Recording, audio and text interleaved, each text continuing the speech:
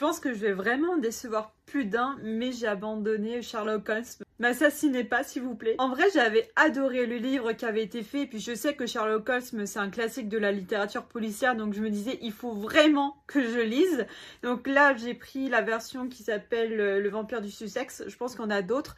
Mais en fait, comme ce sont de courtes nouvelles qui font à peu près une dizaine, voire une quinzaine de pages, peut-être une vingtaine pour certaines, que c'est très court et qu'en réalité, c'est Watson en fait qui raconte les enquêtes de Sherlock Holmes pour la plupart et que c'est très court, du coup, on est plutôt sur des résumés d'enquêtes qu'aurait fait Sherlock Holmes. Et ce qui fait que moi, j'ai abandonné, je vais vous expliquer, c'est tout simple, c'est que pour moi, ça manquait vraiment de détails dans les enquêtes, voire de profondeur. En fait, on est surtout de la déduction de Sherlock Holmes, ce qui fait que moi, il manquait vraiment d'indices, c'est la recherche de la moindre indice pour incriminer ou pas quelqu'un, etc., etc.